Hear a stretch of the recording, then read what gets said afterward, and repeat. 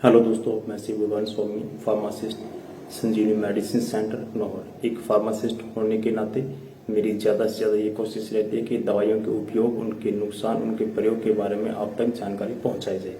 आज की इसी कड़ी में हम बात करेंगे स्टीरॉयड क्रीम्स की। ये स्टीरॉयड क्रीम्स ऑइंटमेंट लोशन होते क्या हैं?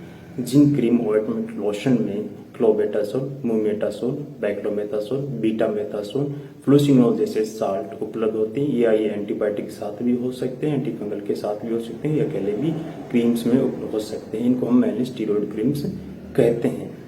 ये क्रीम्स मेनली जो होती है वो बहुत कम टाइम के लिए डॉक्टर के द्वारा रिकमेंड की जाती है, लेकिन आजकल देखने में आया है कि बहुत सारे लोग इन क्रीम्स को अपने आप यूज कर रहे हैं। जैसे कि किसी को काले घेरे हैं चेहरे के ऊपर, पिंपल्स, एक्ने हैं, या अपने चेहरे की सुंदरता बढ़ाने के लिए फेस पर काफी मात्रा में यूज इनका प्रयोग इन दिनों में होता जा रहा है। हमारे पास भी काफी ये लोग आते हैं कि हमें ये क्रीम्स दीजिए। हर फार्मेसी स्टोर पर ये लोग इस तरह के आते हैं जिनको ये समस्या रहती है। तो ये क्रीम्स के बारे में आज हम इसलिए बात करें कि इनका जो नुकसान होता है, खास करके अगर हम चेहरे पर लगाते हैं तो इनके जो नुकसान होते हैं, इनके बारे में अगर हमें जानकारी है तो शायद हम इन क्रीम्स को नहीं लगाएंगे। नुकसान ये तय है कि होता ही होता है अगर आप बिना डॉक्टर की सलाह के इसको लगाते हैं। जानते हैं नुकसान क्या होते हैं।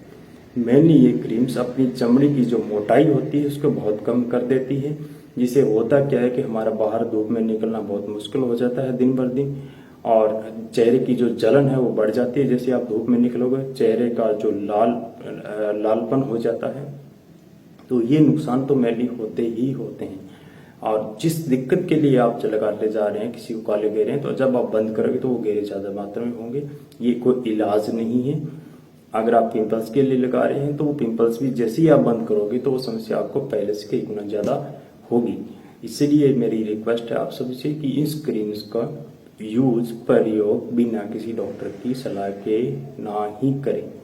अब बात आती है कि किसी ने इस क्रीम का यूज कर लिया है तो वो क्या करे।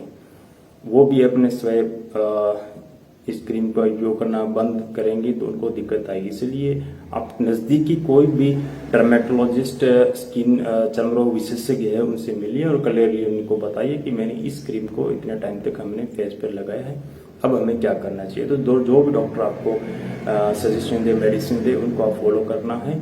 इस तरीके से कम नुकसान को हम नुकसान की भरपाई कर सकते हैं। यही एक जरिया है इन क्रीम्स को छोड़ने का।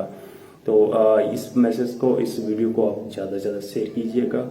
और अगर आपका कोई भी क्वेश्चन, क्वेरीज या मेडिसिन से, दवाइयों से रिलेटेड जानकारी चाहते हैं तो मुझे आप मैसेज या व्हाट्सएप कर सकते हैं। Thank you for watching this video. Thank you.